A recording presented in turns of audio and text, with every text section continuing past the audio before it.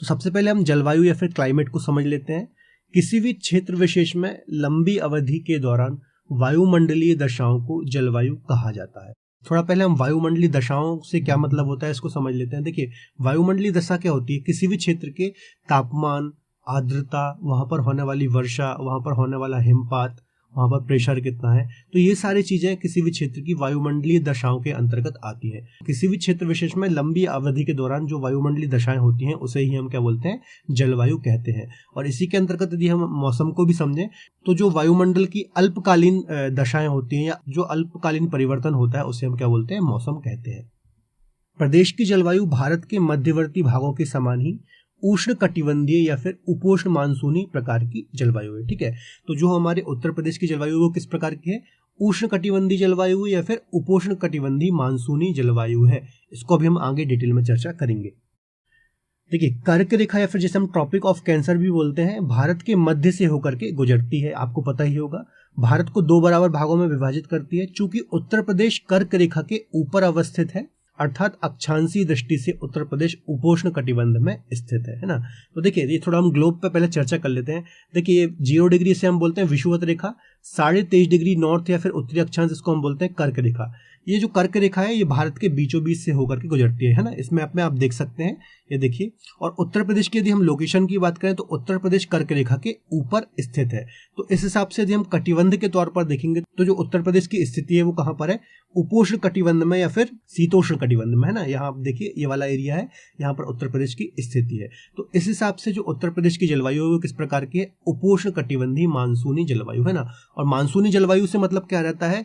जो ऐसी पवनें जो ऋतु परिवर्तन के साथ अपनी दिशा को परिवर्तित कर लेती हैं उन्हें मानसूनी पवनें कहा जाता है।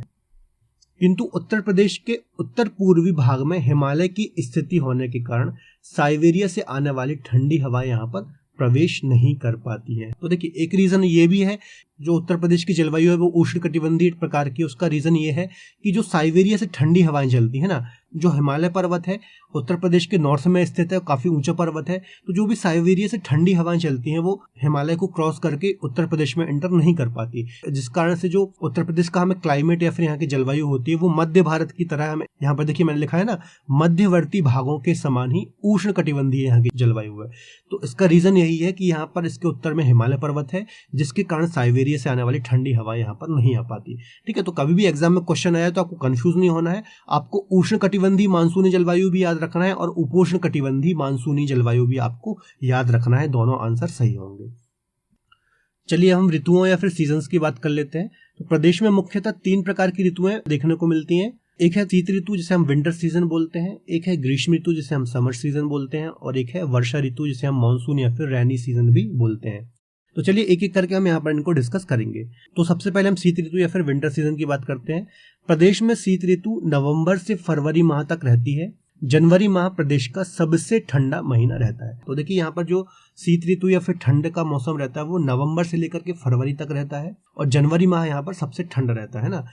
संपूर्ण उत्तर भारत में भी हम देखेंगे तो जनवरी में सबसे ज्यादा ठंड पड़ती है ना।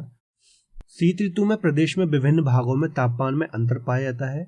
प्रदेश के दक्षिणी पहाड़ी तथा पठारी क्षेत्रों में औसत तापमान 28 डिग्री सेल्सियस तथा न्यूनतम तापमान 13.3 डिग्री सेल्सियस रहता है। ठीक है, तो जो शीत ऋतु होती है, जो उत्तर प्रदेश के अलग अलग क्षेत्र सब जगह अलग अलग टेम्परेचर पाया जाता है। यदि हम दक्षिणी भाग जो पठारी बुंदेलखंड का पठार है या फिर पठारी क्षेत्र दक्षिण वाला, यदि हम वहाँ के औसत तापमान की बात करें तो 28 डिग्री सेल्सियस रहता है और न्यूनतम कितना रहता है? 13.3 डिग्री सेल्सियस। शीतकाल में भूमध्य सागरीय क्षेत्रों से उत्पन्न होने वाले चक्रवातों साइक्लोन जो होते हैं कि भारत में प्रवेश करने से पश्चिमी उत्तर प्रदेश में 10 सेंटीमीटर अधिक वर्षा होती है, जिसे मावठ या मावठा कहते हैं, जो कि रवि की फसल या फिर रवि क्रॉप के लिए काफी लाभदायक होती है। तो देखिए, ये काफी इंपॉर्टेंट पॉइंट है, एग्जाम में काफी बार पूछा जाता है। जो शीत ऋतु होती है ना, शीत ऋतु में संपूर्ण जो हमारा उत्तर भारत होता है ना, उत्तर प्रदेश हो गया, हरियाणा हो गया, मध्य प्रदेश हो गया, जितने भी उत्तर भारत के राज्य हैं, यहाँ पर शीत ऋतु में वर्षा होती है ना। तो एग्जाम में पूछता है ये वर्षा क्यों होती है? तो ये होती है जो भूमध्य सागर से चक्रवात चलते हैं ना, जो यहाँ से देखिए मैंने मैप में बताया आपको, यहाँ भूमध्य सागर से इस डायरेक्शन में भारत की ओर हवाएं चलती हैं, और ये भूमध्य सागर और काला सागर वगैरह से नमी लेकर के भारत की ओर चलती है ना। और यहाँ पर संपूर्ण उत्तर भारत में ये बारिश करती हैं। कब? शीत ऋतु में बारिश करती हैं। तो यहाँ पर उत्तर प्रदेश में 10% लगभग अधिक बारिश यहाँ पर होती है। और ये जो बारिश होती है इसे हम क्या बोलते हैं, मावठ या हमें मावटा बोलते हैं, और ये रबी की फसल के लिए काफी ज्यादा लाभदायक होती है ना। इसे हम पश्चिमी विक्षोभ भी बोलते हैं, वेस्टर्न डिस्टर्बेंस भी बोलते हैं। तो काफी इंपॉर्टेंट है, आपको याद रखना है। शीत ऋतु में पश्चिमी गंगा मैदान क्षेत्र का तापमान सबसे कम रहता है। तो ये एक फैक्ट है, आपको याद रखना है, एग्जाम में पूछ लिया जाता है। अब हम बात करते हैं ग्रीष्म ऋतु या फिर समर सीजन की। सूर्य के कर्क रेखा के ऊपर बढ़ने के साथ ही प्रदेश के तापमान में वृद्धि होने लगती है। मई जून में यहाँ का तापमान सबसे अधिक गर्म हो जाता है, क्योंकि इस समय सूर्य कर्क रेखा के लंबवत या फिर परपेंडिकुलर चमकता है। ठीक है, देखिए इस पॉइंट को समझिए। आपको पता होगा सूर्य का एक बार उत्तरायण होता है ना, और 21 जून के दिन सूर्य कर्क रेखा पर बिल्कुल सीधा चमकता है। ठीक है, तो जैसे जैसे सूर्य कर्क रेखा पर सीधा चमकता है, तो मई और जून के महीने में यहाँ पर सर्वाधिक टेम्परेचर होता है यूपी में। और खासतौर पर यदि आप एक मंथ की बात करें तो जून में यहाँ पर सबसे ज्यादा तापमान देखने को मिलता है, क्योंकि सूर्य कर्क रेखा पर सीधा चमकता है। कर्क रेखा के निकट होने के कारण प्रदेश के बुंदेलखंडी नगरों का तापमान सर्वाधिक होता है। विशेषकर बांदा जिले का तापमान 40 से लेकर के 47 डिग्री तक पहुंच जाता है। अब देखिए, जो दक्षिणी उत्तर प्रदेश है ना, जो बुंदेलखंड वाला रीजन है या फिर बुंदेलखंड प्लेट्यू वाला रीजन है, ठीक है, ये कर्क रेखा के ज्यादा नजदीक है, इसलिए यहाँ का टेम्परेचर हमें ज्यादा देखने को मिलता है। 40 से 47 डिग्री तक तापमान यहाँ पर पहुंच जाता है। प्रदेश में ग्रीष्म ऋतु में औसत अधिकतम तापमान 36 से लेकर के 39 डिग्री सेल्सियस, जबकि औसत न्यूनतम तापमान 21 डिग्री सेल्सियस से लेकर के 23 डिग्री सेल्सियस तक रहता है। तो थोड़ा फैक्ट है, आपको दिमाग में रखना है। उत्तर प्रदेश में सर्वाधिक गर्मी आगरा एवं झांसी में, जबकि सबसे कम गर्मी कहाँ, बरेली में पड़ती है। तो यहाँ मैंने आपको मैप में भी बताया। देखिए, ये जितने भी जिले हैं, आगरा हो गया, झांसी हो गया, ये दक्षिणी जिले हैं। ठीक है, तो यहाँ पर सर्वाधिक गर्मी देखने को मिलती है। और सबसे कम गर्मी की बात करेंगे तो उत्तर में एक जिला है बरेली। ठीक है, तो यहाँ पर सबसे कम गर्मी देखने को मिलती है। उत्तर प्रदेश में ग्रीष्म ऋतु में तेज गर्म हवाएं चलती हैं। इन शुष्क एवं गर्म हवाओं को लू कहा जाता है। तो देखिए, संपूर्ण उत्तर भारत में ना ग्रीष्म ऋतु में गर्म एवं शुष्क हवाएं चलती हैं, तो उसको क्या बोला जाता है, लू कहा जाता है ना। तो आपने सुना भी होगा, बचपन में मम्मी जी लोग बोलती थी कि बाहर मत निकलो, लू चल रही है। ठीक है, तो ये वही लू है जो गर्मी में तेज और शुष्क हवाएं चलती है। हम बात कर लेते हैं वर्षा ऋतु की या फिर मानसून की। उत्तर प्रदेश में वर्षा ऋतु जून से सितंबर माह तक मानी जाती है। उत्तर प्रदेश सहित संपूर्ण भारत में दक्षिण पश्चिम मानसून या फिर साउथ वेस्ट जो मानसून होता है, इससे सर्वाधिक वर्षा होती है। प्रदेश में वर्षा बंगाल की खाड़ी की शाखा से होती है। देखिए, संपूर्ण भारत में या फिर उत्तर प्रदेश की हम बात करें तो जो सर्वाधिक वर्षा होती है वो किससे होती है, दक्षिण पश्चिम मानसून से सर्वाधिक वर्षा होती है ना। इसके अलावा जो दक्षिण पश्चिम मानसून होता है, इसकी दो शाखाएं होती हैं। एक होती है बंगाल की खाड़ी शाखा और एक होती है अरब सागर की शाखा। तो जो उत्तर प्रदेश में वर्षा होती है वो बंगाल की खाड़ी की शाखा से होती है। तो ये पॉइंट काफी इंपॉर्टेंट है, आपको याद रखना है ना। बंगाल की खाड़ी की शाखा से उठने वाली मानसूनी पवनें, जिसे हम पूर्वा भी बोलते हैं, जून के तीसरे और चौथे सप्ताह लगभग 22 जून में उत्तर प्रदेश के पूर्वी तथा दक्षिण पूर्वी भाग में प्रवेश करते हुए पश्चिम की तरफ निकल जाती है। ठीक है, तो देखिए, जो बंगाल की खाड़ी की शाखा इस प्रकार से मैंने मैप में बताया है, यहाँ से नॉर्थ ईस्ट से इंटर करती है ना, और यहाँ से उत्तर प्रदेश में प्रवेश करती है। और जून के तीसरे और चौथे सप्ताह में ये उत्तर प्रदेश में इंटर करती है। डेट बताऊं तो लगभग 22 जून या फिर इसके बाद। और ये उत्तर प्रदेश के पूर्वी और दक्षिण पूर्वी भाग में प्रवेश करते हुए पश्चिम की ओर निकल जाती है। ठीक है, तो ये पूर्व से प्रवेश करती हैं और पश्चिम की ओर से फिर ये बारिश करते हुए निकलती है। अभी हम आगे और डिटेल में चर्चा करते हैं। जैसे जैसे मानसूनी पवनें पश्चिम की ओर बढ़ती हैं, वैसे वैसे उनमें नमी धारण करने की क्षमता कम हो जाती है, जिसके फलस्वरूप वर्षा की मात्रा में भी कमी हो जाती है। तो इस पॉइंट को आप थोड़ा अच्छे से समझिए। देखिए, जैसे ही उत्तर प्रदेश में मानसून एंटर करता है पूर्व से, है ना, अभी मैंने बताया पूर्व से ये एंटर करता है और पश्चिम से निकल जाता है। तो जैसे जैसे ये पूर्व से पश्चिम की ओर बढ़ता है, हवाओं में नमी की मात्रा कम होती जाती है। और जैसे जैसे पूर्व से पश्चिम की ओर मानसून बढ़ता है, उसमें वर्षा की मात्रा भी कम होती जाती है। क्यों? क्योंकि हवाओं में नमी भी कम होती जाती है। तो आपको याद रखना है, उत्तर प्रदेश में पूर्व से पश्चिम की ओर जाने पर वर्षा की मात्रा में कमी देखने को मिलती है। काफी इंपॉर्टेंट पॉइंट है। लेकिन मानसूनी पवनों का कुछ भाग उत्तर की ओर बढ़ता है और हिमालय से टकराने के बाद पुनः वापस लौटता है। इस वापस लौटते हुए मानसून से प्रदेश के तराई क्षेत्रों में अधिक वर्षा होती है। उत्तर से दक्षिण जाने पर भी वर्षा में कमी देखने को हमें मिलती है। यही कारण है कि बुंदेलखंड के पठारी भाग में कम वर्षा होती है। तो ये भी काफी ज्यादा इंपॉर्टेंट पॉइंट है, इसको आप समझिए। देखिए, मानसून की एक शाखा तो पूर्व से लेकर के पश्चिम निकल गई, ये पॉइंट हमने समझ लिया। अब देखिए दो प्रकार से यहाँ पर एंटर होता है, एक तो पूर्व से पश्चिम निकल जाती है एक शाखा, और एक और क्या होता है, एक आपकी जाती है उत्तर की ओर। ये मैंने आपको मैप में बताया है, उत्तर की ओर जाती है और फिर हिमालय से टकराने के बाद ये वापस से दक्षिण की ओर मुड़ जाती है ना। तो क्या होता है, जब ये हिमालय से टकराती है तो ये उत्तराखंड हो गया, आपका नेपाल हो गया, यहाँ पर बहुत ज्यादा बारिश करती है। और कुछ क्षेत्र जो तराई प्रदेश वाला क्षेत्र है हमारा यूपी का, तो यहाँ पर भी इन हवाओं से बहुत ज्यादा वर्षा होती है। और जैसे जैसे ये हिमालय से टकराने के बाद दक्षिण की ओर बढ़ती हैं तो उनमें नमी कम होती जाती है, और जो हमारा बुंदेलखंड का रीजन है या फिर दक्षिणी उत्तर प्रदेश है, यहाँ पर जाते जाते वर्षा की मात्रा बहुत कम हो जाती है। तो यही सारे पॉइंट यहाँ पर हमने लिखे हैं।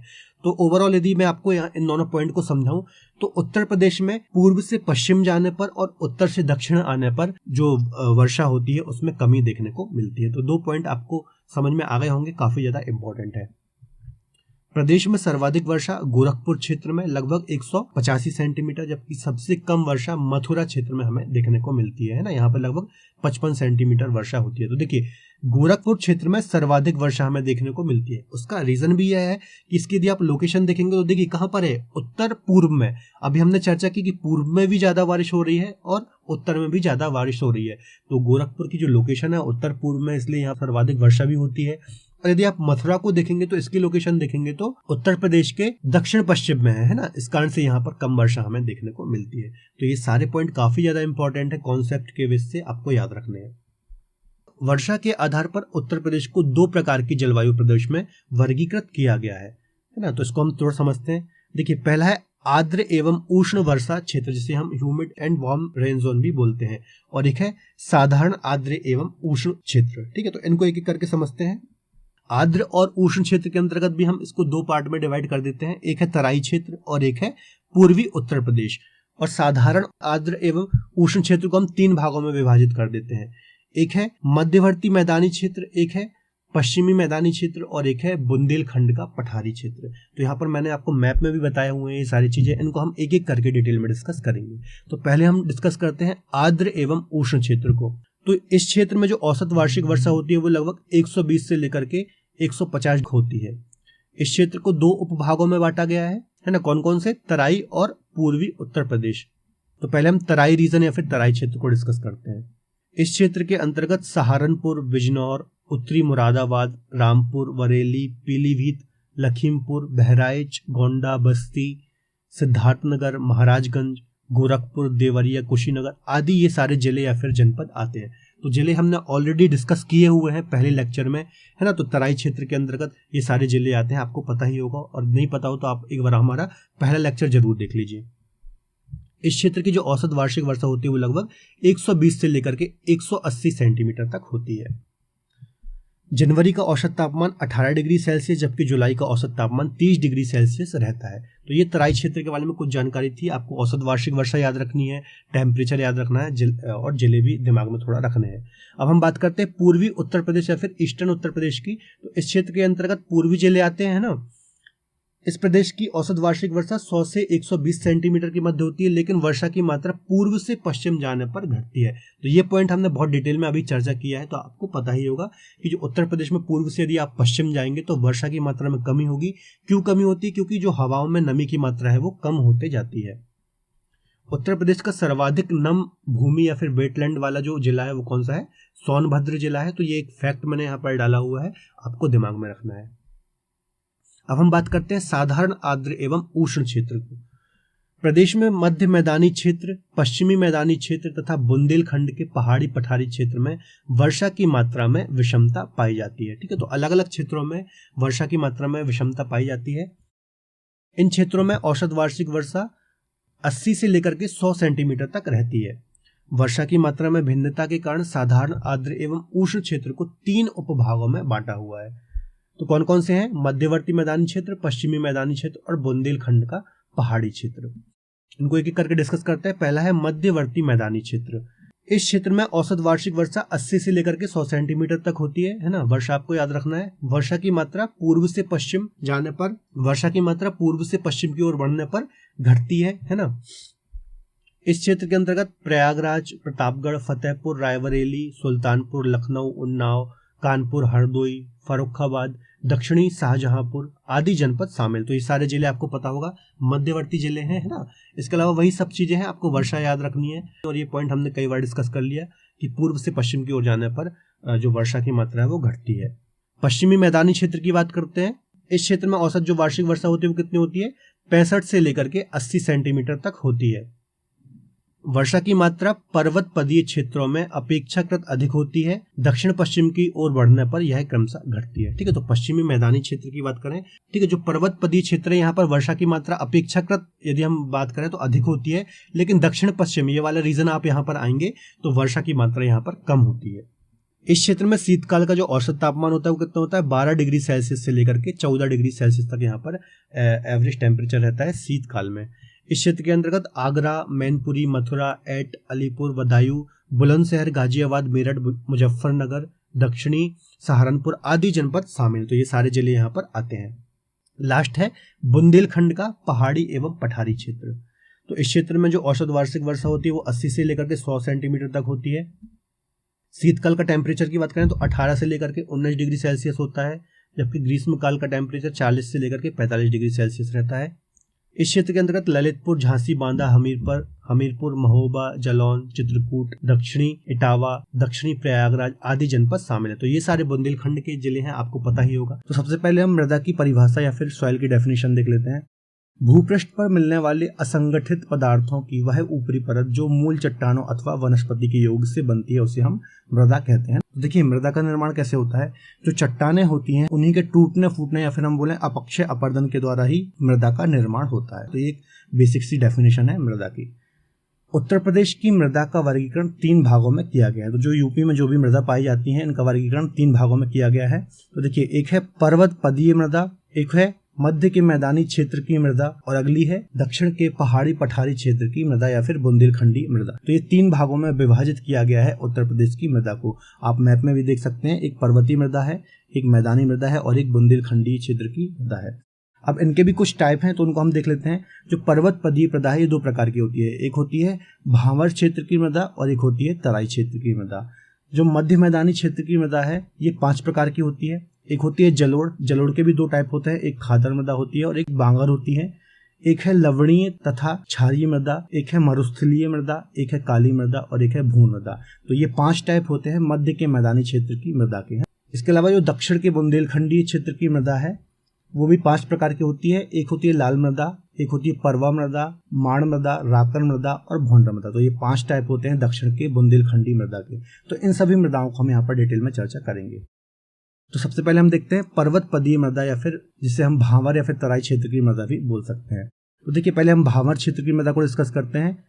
यह मृदा हिमालयी नदियों द्वारा बहाकर लाए गए भारी निक्षेपों के कारण निर्मित हुई है। फलस्वरूप यहाँ पर कंकड़ पत्थर व मोटे बालुओं की अधिकता होती है। इस क्षेत्र की मृदा काफी छिछली होती है जिसके कारण यहाँ पर पानी शीघ्र नीचे चला जाता है। तो देखिए जो भांवर क्षेत्र है हमने पहले भी डिस्कस किया हुआ है फिजिकल डिवीजन में, है ना। यहाँ पर जो मृदा होती है बहुत अच्छी नहीं होती है, मोटे कंकड़ पत्थर और चट्टानों के यहाँ पर निक्षेप मिलते हैं। इसको हमने फिजिकल डिवीजन में डिटेल में चर्चा किया था कि जैसे ही नदियां पर्वतीय क्षेत्रों से नीचे प्रवेश करती हैं तो बड़े बड़े जो भी कंकड़ पत्थर होते हैं उनका निक्षेप पर्वत पदीय क्षेत्रों में कर देती हैं। यह मृदा कृषि कार्य के लिए अनुपयुक्त है। यहाँ पर ज्यादातर झाड़ियां और वन पाए जाते हैं ना, तो कृषि कार्य के लिए बहुत अच्छी मृदा ये नहीं है, अनुपयुक्त है। इसके अलावा यहाँ पर झाड़ी व वन पाए जाते हैं। अगली है तराई क्षेत्र की मृदा। भावर के समांतर दक्षिण में नमी युक्त दलदली जो क्षेत्र है उसे हम तराई क्षेत्र कहते हैं। इस मृदा का निर्माण हिमालयी नदियों के द्वारा बहाकर लाए गए महीन कणों के निक्षेप से होता है। मृदा समतल, दलदली, नम और उपजाऊ होती है ना। तो देखिए जब नदियां भावर क्षेत्र से आगे चलती हैं तो कुछ छोटे छोटे कण अपने साथ बहा करके ले जाती हैं और उन्हीं कणों के निक्षेप से तराई क्षेत्र की मृदा का निर्माण होता है। तराई क्षेत्र में नदियां धरती पर प्रकट हो जाती हैं, यहाँ पर महीन कणों के निक्षेप मिलते हैं। तो देखिए जो तराई क्षेत्र होता है यहाँ पर क्या होता है, नदियां वापस से प्रकट हो जाती हैं, एपियर हो जाती है। मैंने आपको बताया था फिजिकल डिवीजन में कि भावर क्षेत्र में नदियां विलुप्त हो जाती हैं और तराई क्षेत्र में नदियां वापस से दिखाई देने लगती हैं या फिर एपियर हो जाती हैं और यहाँ पर महीन कणों के निक्षेप मिलते हैं। वर्तमान में तराई की अधिकांश भूमि कृषि योग्य बना ली गई है। इस क्षेत्र में गन्ने एवं धान की खेती होती है तथा उपयुक्त दशाएं यहाँ पर पाई जाती हैं खेती के लिए। कुछ कुछ जगहों पर यहाँ पर जूट की कृषि भी की जाने लगी है। तो ये सारे पॉइंट आपको याद रखने हैं, इंपॉर्टेंट है। अगली है मध्य के मैदानी क्षेत्र की मृदा। पहली है जलोढ़ मृदा। इसके अंतर्गत कौन कौन सी मृदा आती है, बांगर और खादर। तो पहले हम खादर को समझते हैं, जिसे हम नवीन जलोढ़ और कछारी मृदा भी कहते हैं। तो इसका जो निर्माण हुआ था वो प्लीस्टोसीन युग में हुआ था। पॉप मिट्टी, कीचड़, बालू से इस मृदा का निर्माण हुआ है। इसके अलावा इसमें जो पदार्थ होते हैं चूना, पोटास, मैग्नीशियम और जैव तत्व, ये सभी तत्वों की इसमें अधिकता होती है। ठीक है, तो चूने की अधिकता होती है, पोटाश की अधिकता होती है और मैग्नीशियम की अधिकता होती है। और सर्वाधिक अच्छी कोई मिट्टी मानी जाती है तो नवीन जलोढ़ ही मानी जाती है, जिसे हम खादर भी बोलते हैं। विशेषताओं की बात करें, यह हल्के भूरे रंग की छिद्र युक्त महीन कणों वाली मृदा होती है। तो इसका रंग हल्का भूरा होता है और ये काफी महीन होती है।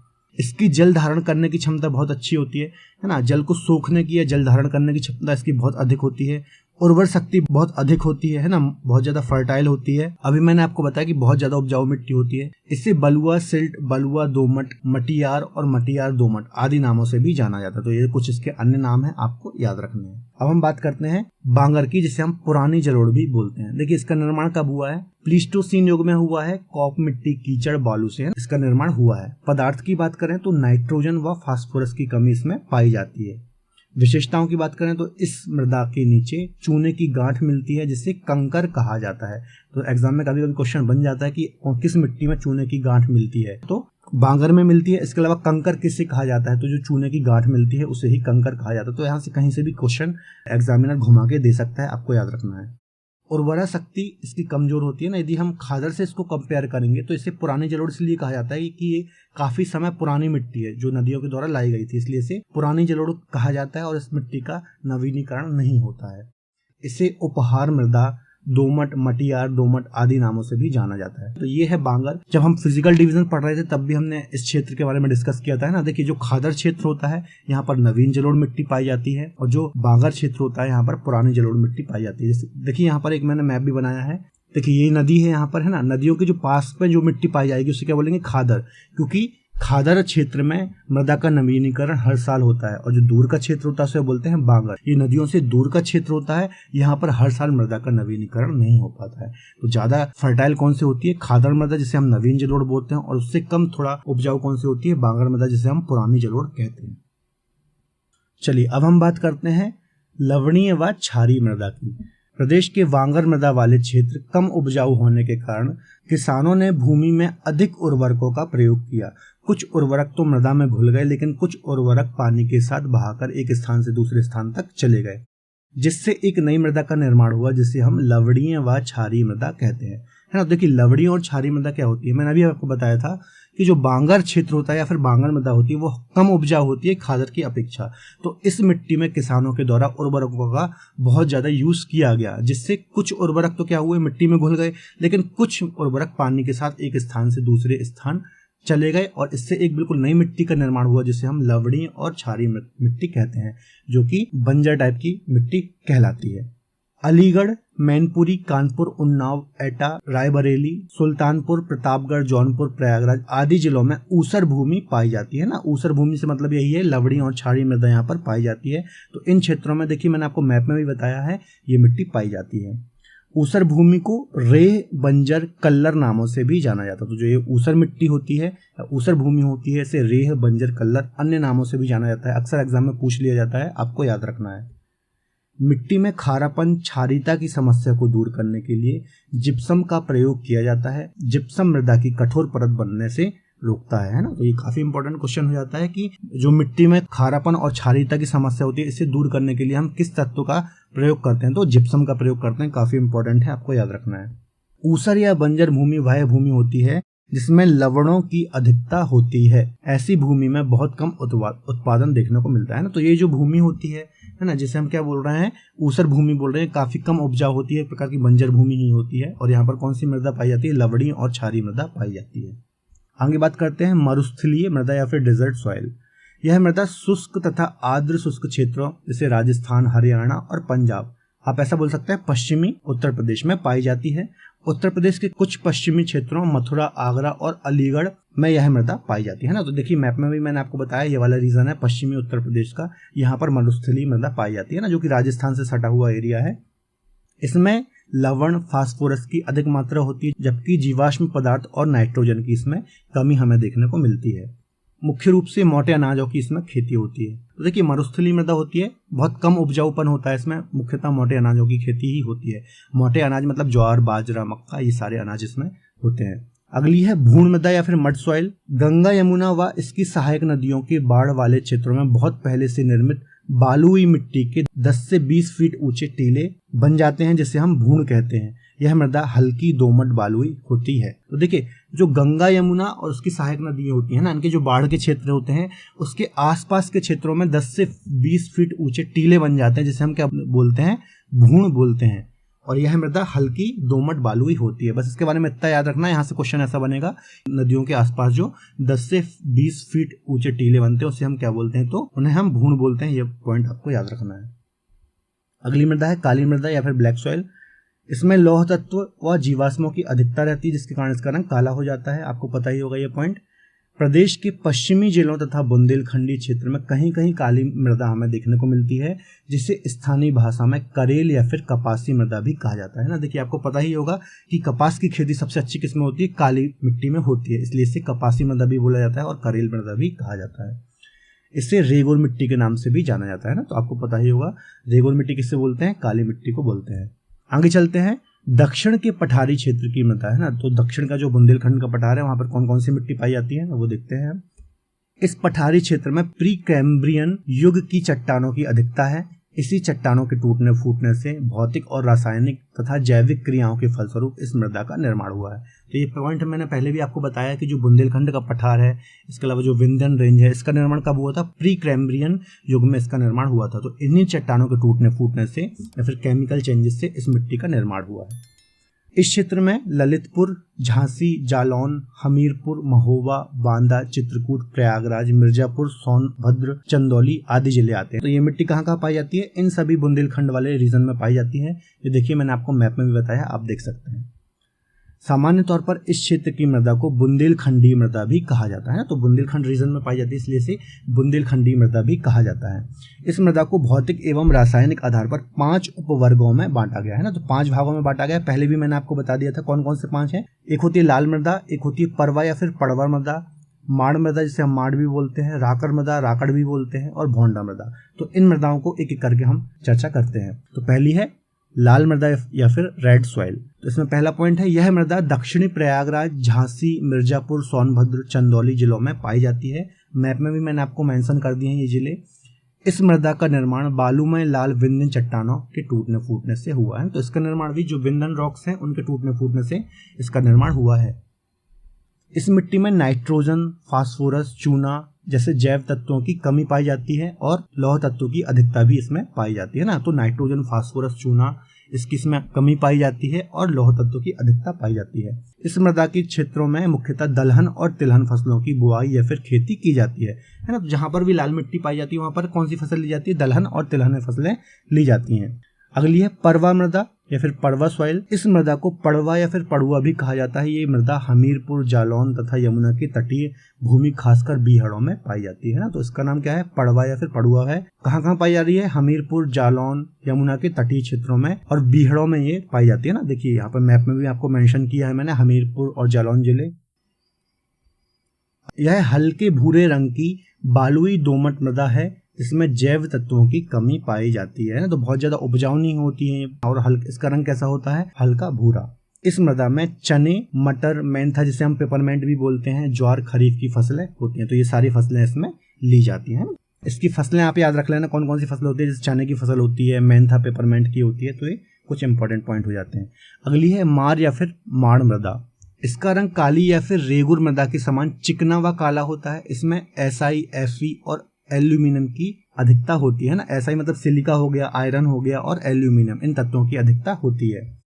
यह जल के संपर्क में आने पर गोंद के समान चिपचिपी हो जाती है ना। तो मैंने अभी आपको बताया कि काली मिट्टी की तरह है ये। तो काली मिट्टी में भी जल धारण की क्षमता बहुत अधिक होती है। इसी प्रकार से इसमें भी जब भी यह जल के संपर्क में आती है तो काफी गोंद के जैसे चिपचिपी हो जाती है। इस मृदा में कृषि कार्य करना काफी ज्यादा कठिन है। यह मृदा प्रदेश के पश्चिमी जिलों बागपत, शामली, हापुड़ में पाई जाती है ना। तो कहाँ पाई जा रही है, पश्चिमी जिले। मैप में भी मैंने आपको मेंशन किया है, देख लीजिए। अगली मृदा है राकड़ मृदा या फिर राकड़ मृदा। लाल भूरे रंग की दानेदार मृदा जो कि सामान्यतः ढालों पर पाई जाती है, उसे क्या बोलते हैं, राकड़ मृदा कहते हैं। इसमें तिल खरीफ और चने रबी की खेती की जाती है। तो किसकी खेती होती है इसमें? तिल की, जो कि खरीफ की फसल है, और चने की, जो कि रबी की फसल है। इनकी खेती इसमें की जाती है। यह दानेदार मृदा होती है, आपको याद रखना है। एक नोट हम देख लेते हैं, सामान्य फसलें उगाने के लिए उर्वर भूमि का जो पीएच मान है वो 6 से 7 होना चाहिए ना। तो ठीक ठाक फसल की यदि आपको बुआई करनी है तो ऐसी भूमि होनी चाहिए जिसका पीएच मान 6 से 7 है। तो ये एक अच्छा पीएच मान माना जाता है। अगली मृदा है भोंडा मृदा। इसका निर्माण विंध्यन श्रेणी की चट्टानों के टूटने फूटने से हुआ है। रंग में कुछ लालिमा या फिर लाल रंग होता है ना। तो कैसे इसका निर्माण हुआ है? विंध्य चट्टानों के टूटने से हुआ है और इसका रंग लाल टाइप का होता है। इस मिट्टी में मोटे अनाज की खेती की जाती है ना। तो मोटे अनाज की खेती होती है, बहुत ज्यादा उपजाऊ मिट्टी नहीं होती है ये। नोट देख लेते हैं, जल प्लावित नदी के किनारे पाई जाने वाली मिट्टी को उत्तर प्रदेश में ढूह के नाम से जाना जाता है। कुशीनगर जिले की मिट्टी को स्थानीय भाषा में भाट कहा जाता है। इसमें मोटे अनाज की खेती होती है और उत्तर प्रदेश के उत्तर पश्चिमी भाग में पाई जाने वाली मिट्टी मुख्यतः फास्फेट खनिज की कमी पाई जाती है। तो ये कुछ फैक्ट हैं, अलग से मैंने नोट में आपको लिख दिए हैं ना। फैक्ट हैं तो आपको याद ही करने पड़ेंगे। चलिए अब हम डिस्कस कर लेते हैं मृदा अपरदन या फिर सॉइल इरोजन क्या होता है। जल बहाव, वायु वेग अथवा हिम के पिघलने से एक स्थान की मिट्टी दूसरे स्थान पर चले जाती है, जिसे हम मृदा अपरदन कहते हैं। जब नदियों का जल बहता है या फिर वायु हवा चलती है, इसके अलावा हिम के पिघलने या फिर खिसकने से जो मृदा होती है एक स्थान से दूसरे स्थान मूव करती है, जिससे हम क्या बोलते हैं? मृदा अपरदन। मृदा अपरदन को रेंगती हुई मृत्यु भी कहा जाता है। जो काफी इंपॉर्टेंट क्वेश्चन है, अक्सर एग्जाम में पूछा जाता है। उत्तर प्रदेश में मृदा अपरदन मुख्यतः 2 प्रकार से होता है ना। देखिए, एक होता है जलीय अपरदन और एक होता है वायु अपरदन। तो 2 प्रकार का अपरदन देखने को मिलता है हमें उत्तर प्रदेश में। पहले हम जलीय अपरदन या फिर वाटर इरोजन को डिस्कस करते हैं। यह अपरदन मुख्यतः पूर्वी व दक्षिणी क्षेत्रों में हमें देखने को मिलता है ना। तो पूर्वी उत्तर प्रदेश और दक्षिणी उत्तर प्रदेश में हमें देखने को मिलता है। जलीय अपरदन से सर्वाधिक प्रभावित क्षेत्र हिमालय का तराई क्षेत्र है ना। सर्वाधिक यदि कोई प्रभावित क्षेत्र तो कौन सा है? तराई क्षेत्र है इससे प्रभावित। इसके अलावा पूर्वी और दक्षिण क्षेत्रों में भी हमें देखने को मिलता है।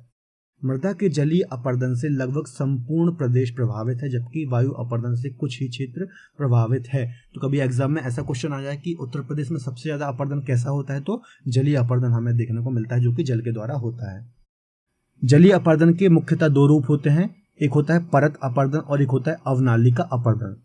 परत अपरदन क्या होता है? देखिए, परत अपरदन यह समतल खेतों में बहुत ही सूक्ष्म तरीके से होता है, जिससे किसान समझ नहीं पाता और खेत की उर्वरता कम हो जाती है ना। तो परत अपरदन हमें देखने को मिलता है खेतों में, इसलिए इससे किसान की मौत की संज्ञा भी दी जाती है। तो यहाँ से क्वेश्चन आपको बनेगा, इनमें से किसे किसान की मौत की संज्ञा दी जाती है? तो परत अपरदन को किसान की मौत की संज्ञा दी जाती है। अवनालिका अपरदन क्या होता है? चंबल नदी के क्षेत्र में यह सर्वाधिक होता है। इसमें उत्तर प्रदेश का इटावा जिला विशेष रूप से प्रभावित है ना। देखिए, अवनालिका अपरदन या फिर गली इरोजन क्या होता है? जब कोई नदी, और खासतौर पर चंबल, भारत में चंबल नदी अवनालिका अपरदन के लिए जानी जाती है। जब कोई नदी बहती है और बहुत बड़े बड़े कटाव करती है, बड़े बड़े गड्ढों का निर्माण कर देती है, उसे हम बोलते हैं अवनालिका अपरदन। इतने बड़े बड़े गड्ढों का निर्माण करते हैं कि एक इंसान भी उसमें से जाएगा तो दिखेगा नहीं, है ना। आपने सुना होगा चंबल के डाकू है ना, इन्हीं बीहड़ों में छुपा करते थे, जो कि चंबल नदी के द्वारा बनाए गए हैं। अवनालिका अपरदन के कारण ही आगरा, इटावा और जालौन जिलों में बीहड़ पाए जाते। तो अभी मैंने आपको बताया है ना, इन जिलों में बीहड़ों का निर्माण किया है चंबल नदी ने। अब हम डिस्कस करते हैं वायु अपरदन या फिर विंड इरोजन। वायु अपरदन से उत्तर प्रदेश के सर्वाधिक प्रभावित जिले कौन कौन से हैं? तो मथुरा है एक और एक है आगरा। तो ये पश्चिमी उत्तर प्रदेश में हमें सबसे ज्यादा देखने को मिलता है। यह अपरदन मुख्यतः प्रदेश के पश्चिमी क्षेत्रों में होता है ना। नोट देख लेते हैं, मृदा अपरदन को वृक्षारोपण करके रोका जा सकता है।